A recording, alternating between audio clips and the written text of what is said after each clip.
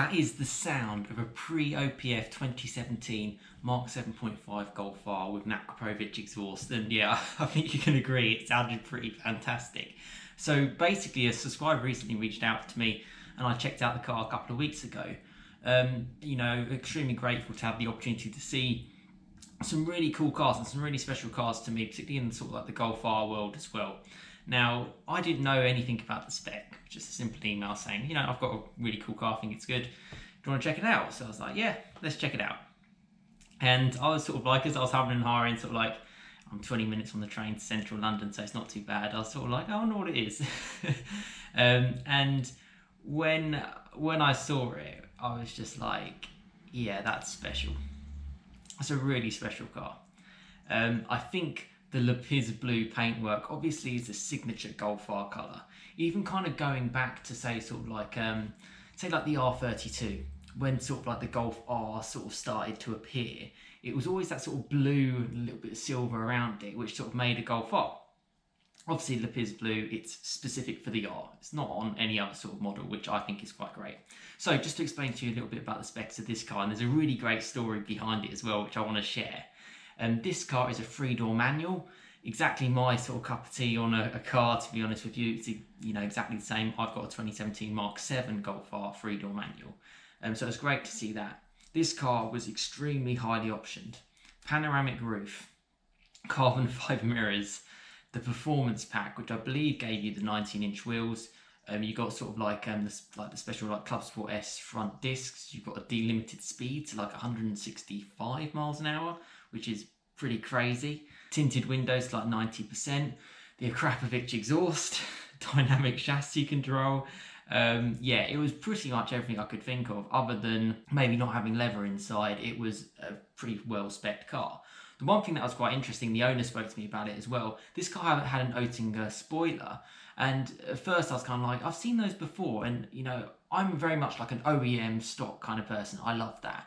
And I love the akrapovic exhaust because that's obviously a VW approved. It's part of the car. It's part of something that they offer, which is great.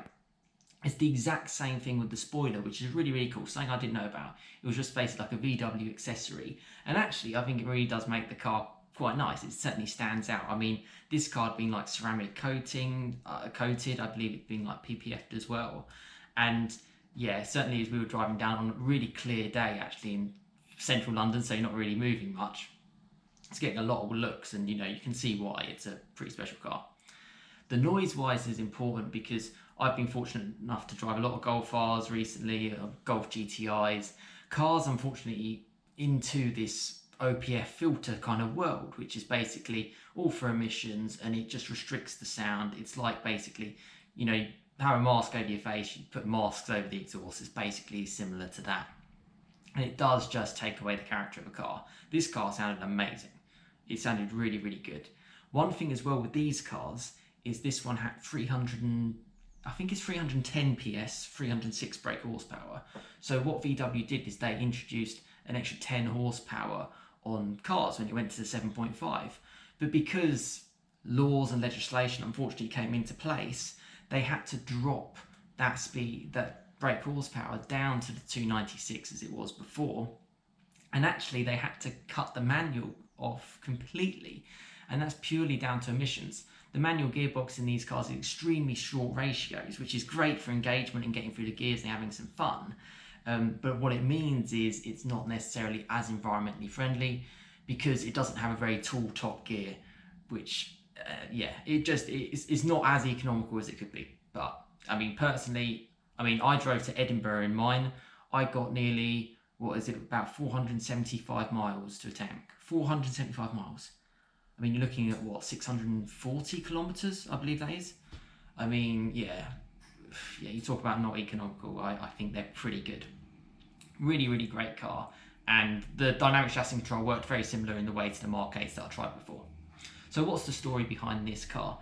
Well, quite hard to find a car in this spec, I think you can agree. It's not something that you see every day. Very hard to find a good Golf R these days, to be honest with you. A lot of them have been modified, which is fine. It's for the owner's preference. I'm personally more of an OEM stock kind of person. You obviously don't want a car to have too many owners, you don't want cars to be in accidents. And you just don't want them to be driven in the way that they probably shouldn't. You know, I know firsthand, particularly with a manual, you know, you can go out on one hard drive and you can completely wreck that clutch and gearbox pretty easily. The DSG is obviously a lot more easier because, you know, it protects itself a lot better to your kind of inputs. So you've got to be really, really careful. So to find this one was really, really hard. And the owner had a good story to me. He was like, he was looking out for one of these and he was calling all the dealers, called about 5 or 6 or even 7 sort of VW dealers, and sort of like, this is the car that I'm looking for. It was actually 5-door. And yeah, 5-door, but with this kind of spec. And lo and behold, I couldn't really find anything. Obviously, with everything going on in the world, it was obviously quite difficult. And then, out of the blue, months later, one of the dealers just randomly called him up and said, oh, you know, we've got this car for you, explained about the spec, and then sort of said, unfortunately, the only thing is, it's a 3-door. And obviously, 3 doors to most people, obviously they cut the 3-door completely now in the Mark 8. It's obviously not as good as successful on the sales. Personally, I like it, but yeah, that's just me. Saves a little bit of weight as well, not having those rear doors. And yeah, and they said, you know, it's available. The actual owner was actually replacing it with an even higher spec MK7.5 Golf R, I believe that's what they were doing, who was actually selling it to the dealer, so it was a little bit of a swap. So this car hadn't come on the market at all, they'd literally just had it instantly, and the guy had said, well, this guy contacted us a couple of months ago and said, this is the guy he's looking for, let's see if we can do a deal with him.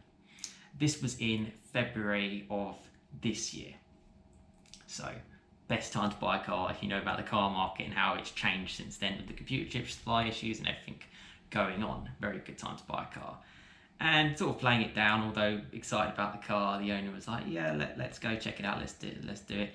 Went and checked it out, saw it, got offered an incredible price. I mean, I'm not going to take it away from the owner and tell you exactly how much he paid for it, but yeah, if you saw my reaction when they told me, I was just like, yeah, damn.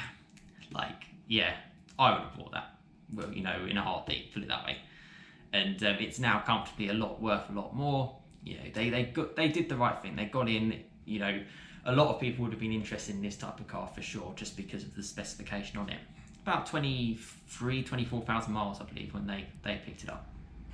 So really, really good on that side, and did a deal. And then literally, I believe like a day later, the owner who'd obviously got the new Golf R, I think something wasn't working correctly in it. Well, I'm not too sure exactly what it was. And then they said to the dealer, yeah, you know, can I have my car back, my Golf R, just, you know, obviously drive around it while you sort out this issue. And obviously the dealer was just like, we sold it. Told it within a second. And obviously a bit surprised and shocked like that. The penny would have dropped in terms of he had a very special car beforehand. And I mean, this car would have been spec'd to about £39,000, I believe. Back in 2017, so no sort of mistaking it. It looks fantastic. It looks really, really good. Really, really well looked after. This specific owner does look after it extremely well. The new one that's taken it up, you know, undercover, you know, in shelter. Don't take it out during like really adverse weather conditions. You know, I can't say the same with driving to Scotland recently. My car's absolutely dirty as anything. I really wanted to show you around this car, show you the noise, and you know, I hope to meet up with the owner again. They seem like a very big VW kind of fan with other sort of cars coming in as well to potentially try. I didn't get the opportunity to drive this car, which I am disappointed about, but obviously, you know, weather conditions, traffic conditions, everything, you know, I'm more than happy just to see the car was great. Hopefully I'll get the chance next year to try it. Being a 3-door manual, I'm interested to see what the power kind of actually feels like. It felt pretty quick and pretty nifty. From sort of being a passenger for a bit, and obviously catching up with the owner was absolutely fantastic, and it's great to hear from sort of like an enthusiast. And yeah, certainly these type of cars are the ones to kind of hold on to, and I genuinely believe that's sort of like 2017, just about going into 2018, that's the best time for these cars. You know, a 2-litre turbocharged car shouldn't sound as good as that. I think it sounded amazing, went amazing, really, really engaging, really, really fun, really special, whilst being really practical and being a Golf. You know, it's just a fantastic car. It's probably my favourite car I've certainly seen this year. Obviously, from a personal point of view, I own the car. I put my money where my mouth is of what I think is the best for my certain situation, and three-door manual Golf R has always ticked the box for me. So yeah, fantastic to see a car like this on the road. Hope to meet up with the owner again soon. And yeah, I just wanted to show you because yeah, I think it's pretty special, and be interested to see what you guys think too. A lot more to kind of say about it as well, but you know, I'll leave it there. Thank you for watching, and yeah, stay tuned for plenty more content to come. Cheers, guys.